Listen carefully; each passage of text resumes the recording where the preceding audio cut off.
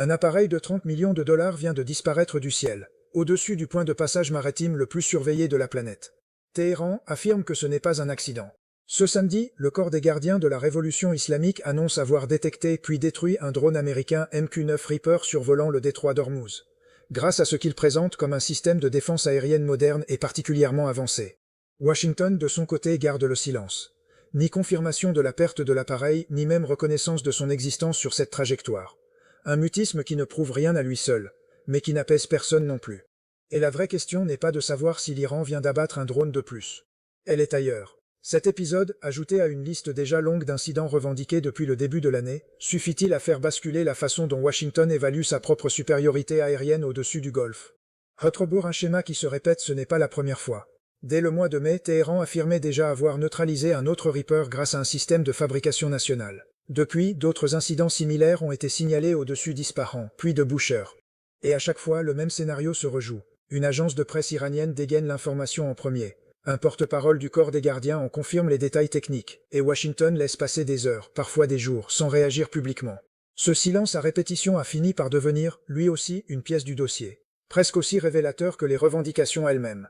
Vérifier la perte d'un drone au-dessus d'un territoire hostile, en temps de guerre, relève de l'exercice quasi impossible. Aucune image indépendante n'accompagne pour l'instant la déclaration iranienne. Aucun numéro de série, aucun débris photographié par un tiers ne permet de trancher entre trois hypothèses. Un appareil réellement abattu par un système iranien performant, un drone perdu pour une raison purement technique, ou une revendication en partie fabriquée à des fins de propagande intérieure. À ce stade, les trois versions se valent, c'est-à-dire qu'aucune n'est prouvée. Un maritime devenu ligne de front l'embrèque. Ce nouvel épisode ne sort pas de nulle part. Entre le 8 et le 24 juillet, les États-Unis ont frappé des cibles en territoire iranien. En retour, Téhéran a visé des installations américaines au Bahreïn, en Jordanie, au Koweït et ailleurs dans le Golfe. Cette escalade a suivi l'échec d'un accord conclu en juin, censé garantir la liberté de navigation dans le détroit d'Ormuz. Depuis, selon Téhéran, ce passage reste fermé.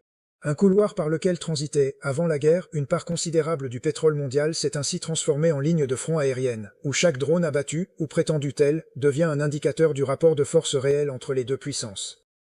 Et le corps des gardiens ne s'arrête pas à un seul appareil. Selon ses propres déclarations, 41 à 42 Reapers auraient été détruits depuis le début du conflit, au-dessus du territoire iranien, dans le golfe Persique, ou directement sur des bases américaines au Koweït et en Jordanie.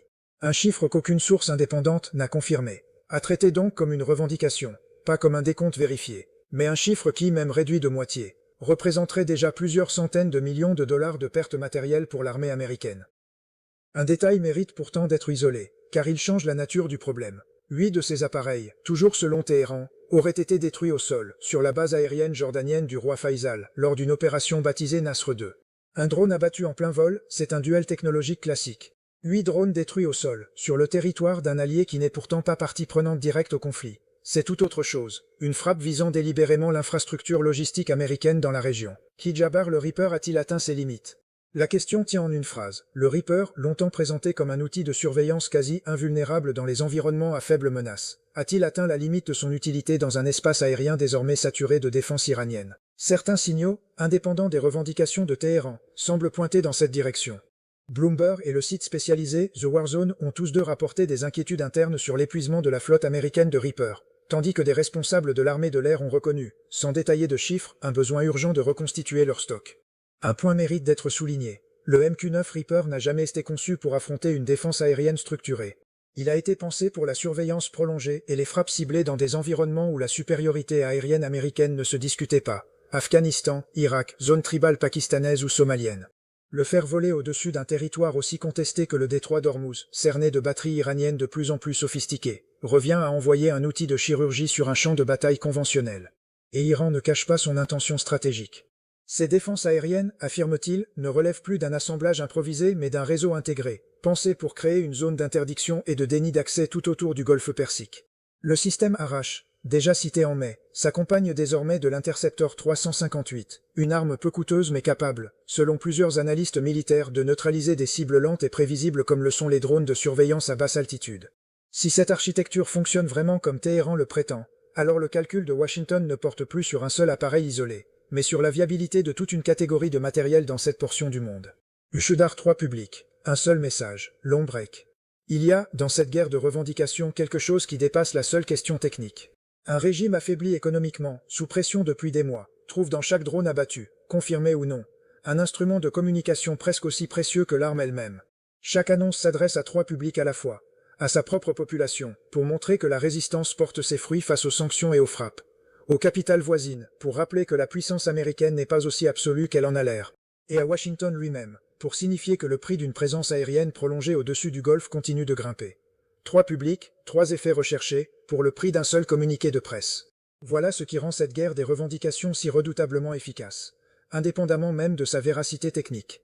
Ustora, pourquoi un système peu coûteux menace un appareil ultra sophistiqué long break. Pour comprendre ce déséquilibre, il faut regarder l'architecture défensive que l'Iran affirme avoir bâtie patiemment depuis des années.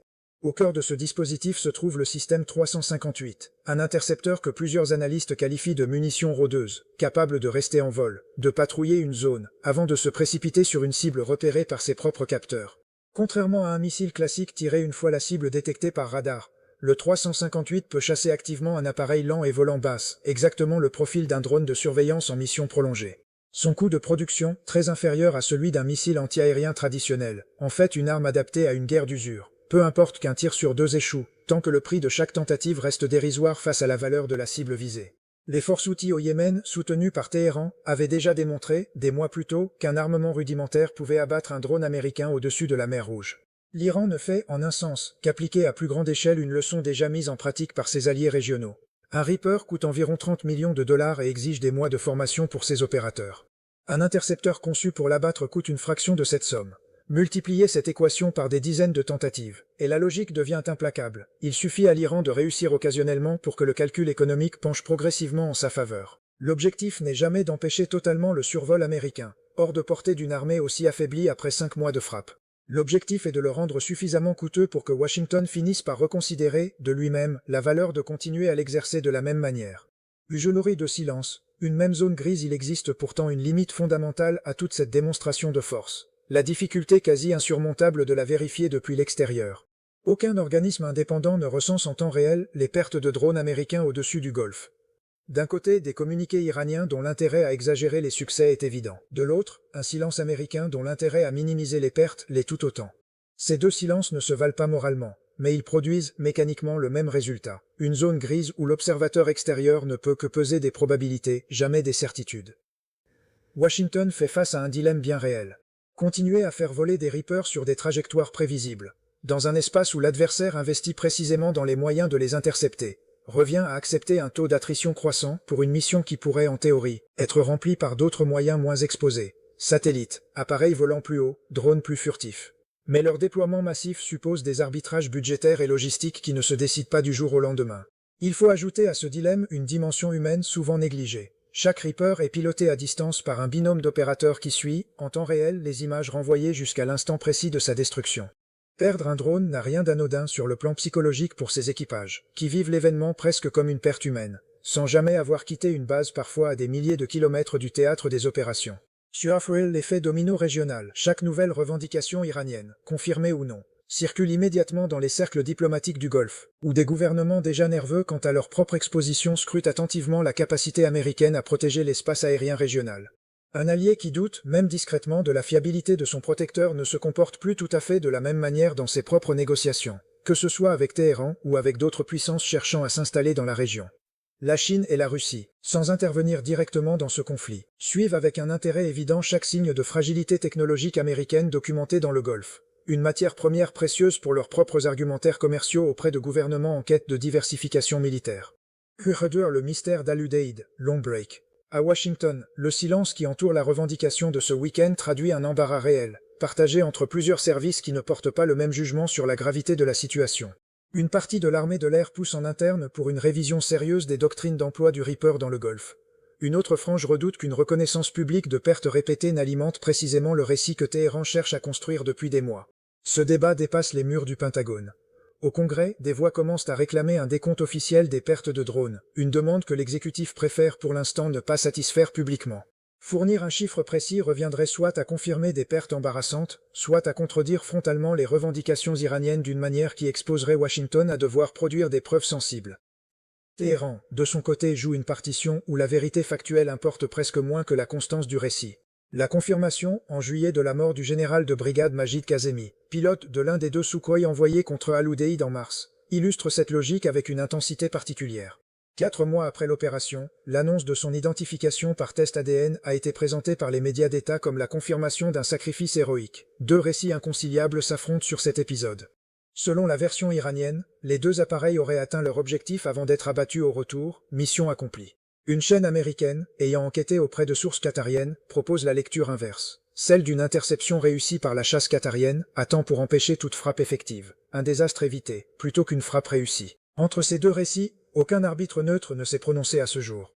Doha, de son côté, a toutes les raisons de vouloir démontrer l'efficacité de sa propre défense aérienne, un argument précieux pour un pays qui héberge l'une des bases les plus stratégiques de toute la présence militaire américaine en Asie occidentale.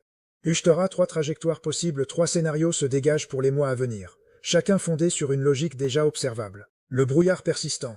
Ni Washington ni Téhéran ne cherchent réellement à dissiper l'incertitude.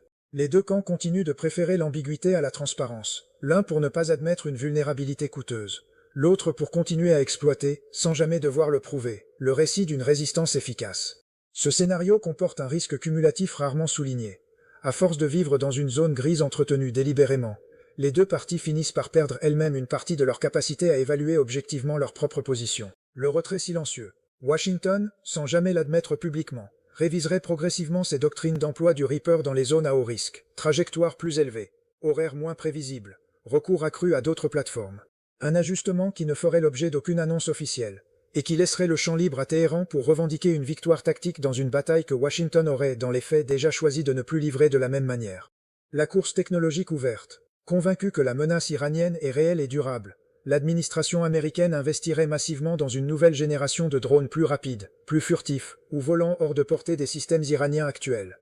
Une décision qui ne produirait ses effets que sur plusieurs années, laissant, entre-temps, une fenêtre durant laquelle Téhéran conserverait un avantage relatif. Plusieurs facteurs extérieurs pourraient faire pencher la balance plus vite que prévu. Le débat budgétaire américain, une pression accrue du Congrès, les intérêts commerciaux des fabricants de drones et de systèmes de défense. Chaque incident documenté devenant un argument de vente pour les uns et un signal d'alerte pour les autres.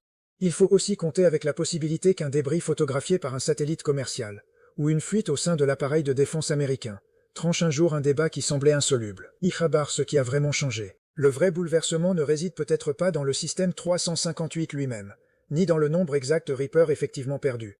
Il réside dans l'impossibilité croissante, pour un observateur extérieur comme pour les décideurs eux-mêmes, d'établir une vérité factuelle stable sur laquelle fonder une décision. Une armée qui ne sait plus, avec certitude, combien d'appareils elle a réellement perdu prend ses décisions sur la base de probabilités plutôt que de certitudes opérationnelles. Ce basculement dépasse largement le seul théâtre iranien. Il illustre une tendance plus large des conflits contemporains, où la bataille pour établir ce qui s'est réellement passé devient parfois aussi déterminante que la bataille elle-même. L'épisode d'Al-Udeid, avec ses deux récits inconciliables sur un même raid, l'illustre avec une clarté presque pédagogique. 2 services de renseignement, 2 appareils militaires professionnels, et pourtant 2 versions des faits qui restent, des mois plus tard, irréconciliables. Une force qui parvient à contrôler durablement le récit d'un affrontement, indépendamment de son issue matérielle réelle, obtient un avantage stratégique qui ne figure dans aucun compte officiel de perte, mais qui pèse pourtant lourdement sur la manière dont alliés et adversaires évaluent la fiabilité de chaque camp. Téhéran l'a visiblement compris avant Washington. Il serait néanmoins erroné de conclure que la puissance matérielle a cessé de compter. Les stocks de munitions, les capacités de production industrielle, la disponibilité réelle des appareils de remplacement demeurent des variables concrètes qui, à terme, détermineront l'issue de ce conflit bien davantage que n'importe quel communiqué de presse. Mais entre le moment présent et cette issue lointaine, la bataille des récits continue de façonner les décisions prises jour après jour. Ce qui se joue au-dessus du détroit d'Ormuz préfigure, d'une certaine manière, la nature des conflits à venir entre grandes puissances et adversaires technologiquement inférieurs mais tactiquement inventifs. Ce précédent entrera probablement dans les manuels de planification militaire bien après que la poussière de ce conflit précis sera retombée. Le ciel au-dessus du détroit d'Ormuz continuera, dans les semaines qui viennent, de produire son lot d'incidents disputés, de communiqués contradictoires et de récits concurrents. Dans une guerre où même les faits deviennent un champ de bataille, savoir distinguer une allégation d'une vérité établie n'est plus un luxe analytique. C'est une nécessité pour quiconque veut comprendre le monde tel qu'il est réellement en train de changer.